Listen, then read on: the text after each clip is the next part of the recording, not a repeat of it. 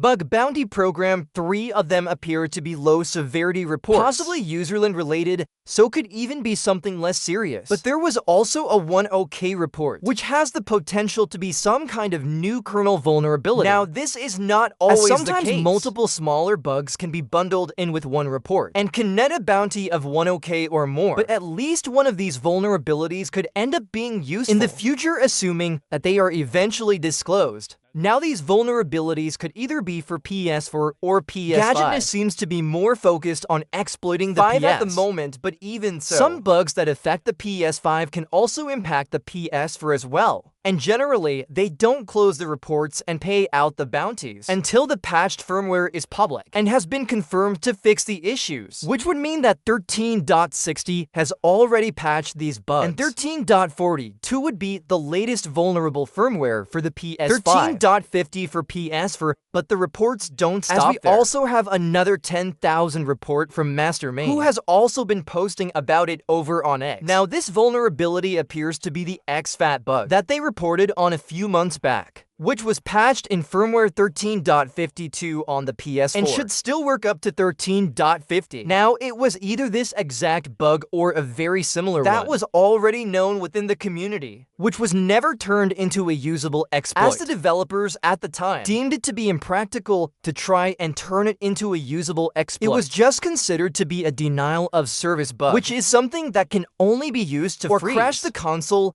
and not something useful for privilege escalation. Now, back when the original 9.0 PS4's FAT kernel exploit from the flow was patched, the one where you plug in the USB drive to jailbreak in 9.03, the kernel exploit was patched, and people discovered that it was still possible to cause crashes and errors with a malformed FAT USB, leading people to believe at the time that it may be possible to actually get some kind of after-patch version of the exploit.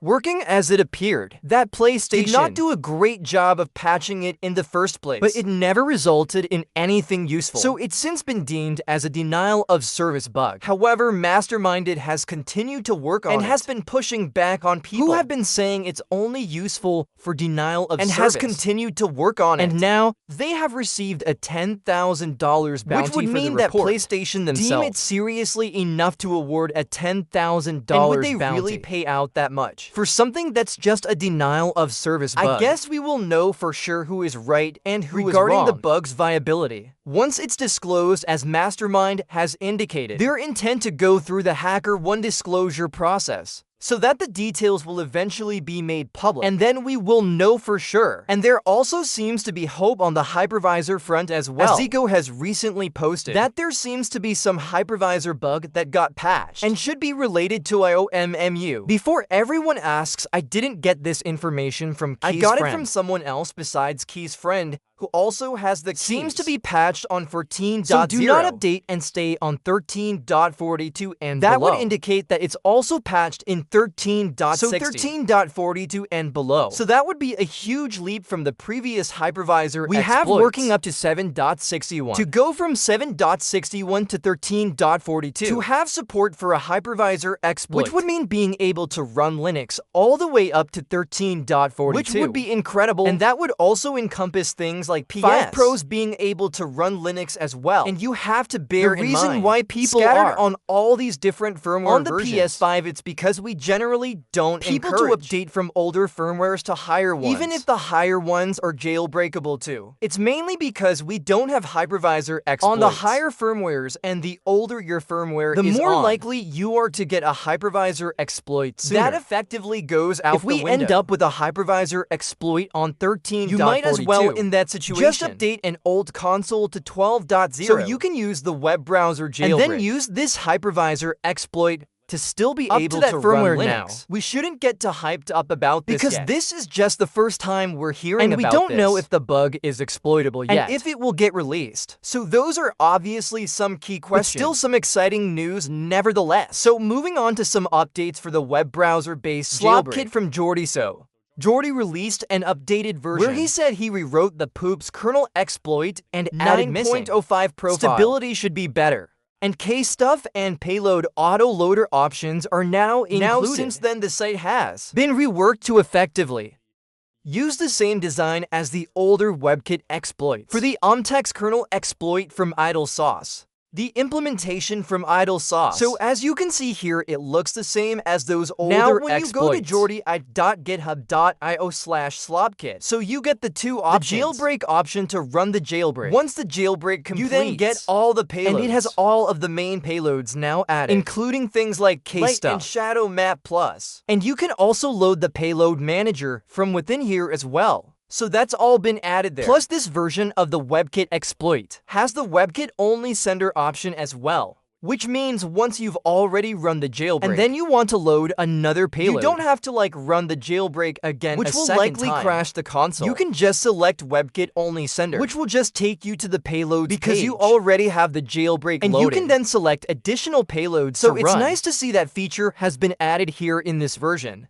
Now, also Zico's host has been updated as well to including the WebKit autoloader installer. So you can run that to install the WebKit autoloader, which creates a shortcut on the media section. You can run to just automatically load the web browser-based jailbreak and then load the payload manager automatically. Within the payload manager, you can then have the option to autoload the payloads from within there. So it can just be a one-click solution loading up that shortcut to get the jailbreak loaded with all of your payloads included. Now, there is a new pre-release build of the WebKit autoloader installer, which aims to add support for the old web browser-based jailbreaks as well. So you'll be able to use the autoloader on firmwares 1.002, 5.50 with the old UMTX jailbreak, and then also 9.0, 0 to 12.00 as well. So whether you're on those older firmwares with the UMTX or you're on the higher firmware, 9.0 to 12.0, it will essentially be integrated into one. So when you run the WebKit autoloader with the new version, it will detect what firmware you're on and then load the appropriate WebKit jailbreak for that specific firmware. So that way you can get up and running on the old jailbreakable firmware and the newer WebKit jailbreakable firmwares as well.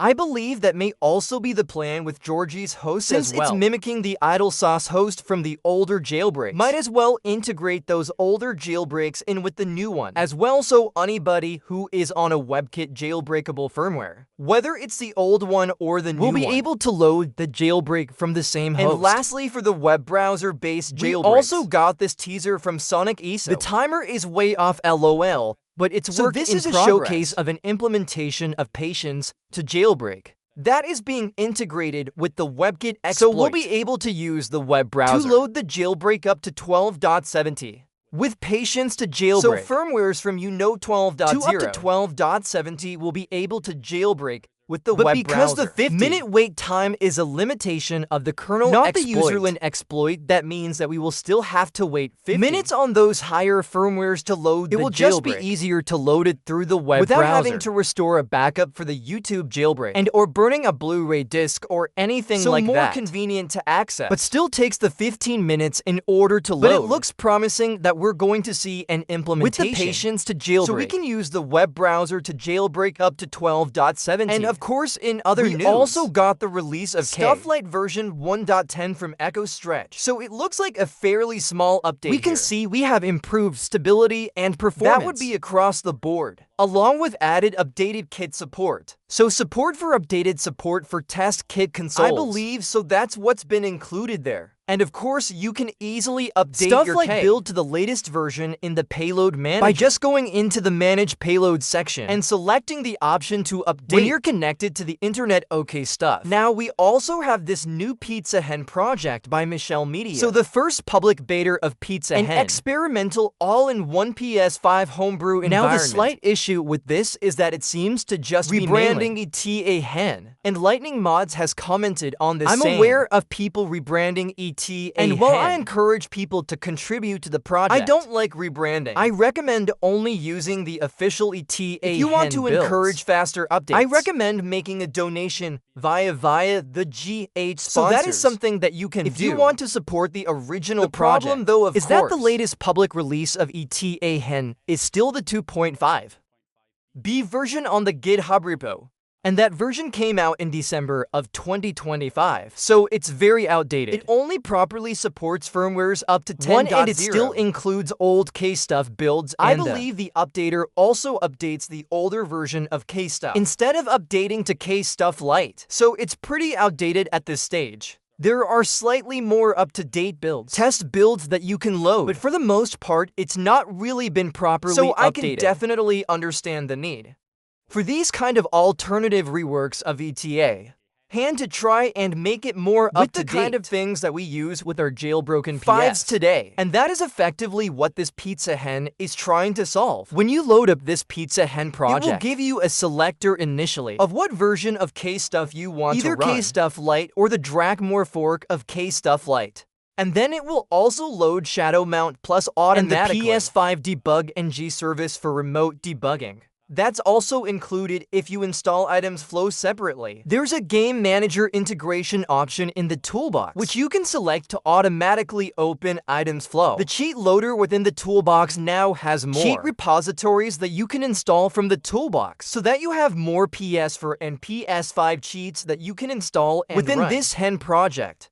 And then there's also game overlays and a bunch of other features. It's mostly the same stuff that's carried over from ETA Hen. It's effectively the same ETA Hen toolbox, just with some augmentations. Although the toolbox still only works up to 10.0, just like the latest builds of ETA Hen. So that, I believe, is the next focus for the developers, is to try and port the toolbox up to higher firmware, so it can be used up to the latest jailbreakable firmware, 12.70. So that's gonna do it here for this one. Hope you guys enjoyed this video or found the information useful. If you did, please leave a like and subscribe, and as always,